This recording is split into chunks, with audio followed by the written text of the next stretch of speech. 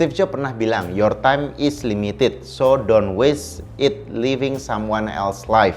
Don't let the noise of others' opinion drown out your own inner voice. And most important, have the courage to follow your heart and intuition.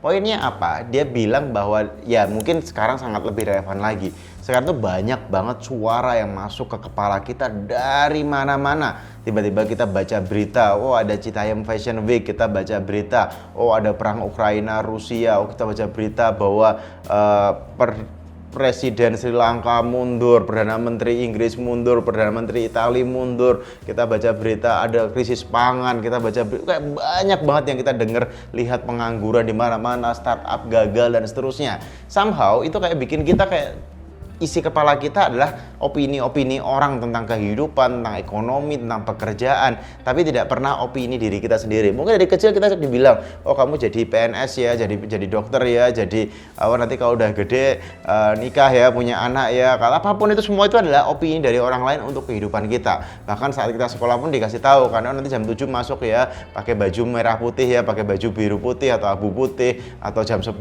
belajar matematika. Semua itu didikte oleh semua orang selama bertahun-tahun. Jarang banget kita benar-benar bisa sendiri sama diri kita sendiri, ngobrol sama diri kita sendiri. Apalagi di masa yang sangat crowded ini.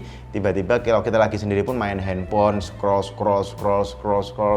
Tahu-tahu sejam, 2 jam, 3 jam berlalu, bahkan tidur pun ketiduran. Karena kayak bukannya niat tidur tapi lagi main handphone, tiba-tiba ketiduran, tahu-tahu udah pagi. Bangun lagi ada orang lagi ngobrol, ada orang diskusi, TV nyala, radio nyala, sosmed nyala, YouTube, TikTok, Facebook, Instagram, Twitter, kayak nggak pernah selesai membuat diri kita. Bahkan kalau ditanya ketika kita dapat sesuatu informasi yang bagus, yang positif, menurut saya itu masih tidak bagus. Karena apa? Karena bisa jadi kita dapat informasi bagus, misalnya tentang cara menyusui atau cara ngasuh anak. Tapi kan kita saat ini mungkin Anda belum butuh, atau mungkin Anda saat ini sedang menyusui atau mengasuh anak. Tapi kayak itu seakan-akan bahkan yang jadi problem adalah informasi yang bagus. Jadi kita pikir kita sedang belajar sesuatu atau kita dapat informasi bagus, padahal sebenarnya kita nggak butuh. Ketika podcast orang atau YouTube orang atau misalnya berita di koran, walaupun itu bagus menginspirasi, tapi kadang momennya nggak selalu kita sedang butuh itu saat ini, atau mungkin 5-10 tahun lagi kita juga belum tentu butuh tentang hal itu.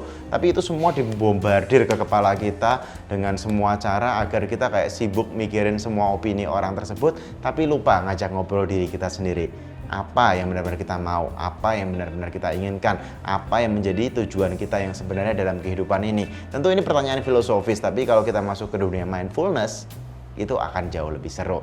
Tentang gimana sih sebenarnya apa yang benar-benar kita mau, apa yang benar-benar kita inginkan.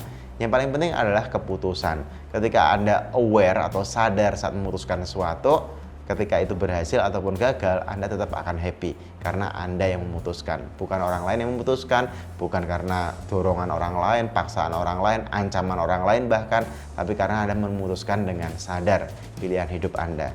Sudahkah Anda sadar apa yang Anda lakukan hari ini? Mau ngerjain apa hari ini, minggu ini, bulan ini, menuju kemanakah Anda? Karena sebenarnya basically kita dilahirkan dimanapun itu urusan Anda. Kita nggak bisa request itu. Tapi sekarang Anda mau tinggal di mana, mau bekerja di mana, bidang usaha apa, atau mau menikah dengan siapa, mau pakai baju apa, itu adalah keputusan Anda. Nah, keputusan yang Anda sadari ini akan membuat hidup Anda mindfulness atau penuh dengan kesadaran, tahu tujuannya kemana, arahnya kemana, sehingga 1, 2 tahun, 5 tahun, 10 tahun dari sekarang Anda akan memahami bahwa Anda sampai sana karena keputusan-keputusan yang Anda buat hari ini, besok, dan seterusnya. Jadi mari kita ambil keputusan dengan sadar sehingga kita bisa menikmati hidup kita dari waktu ke waktu. Mindfulness is the key. Thank you.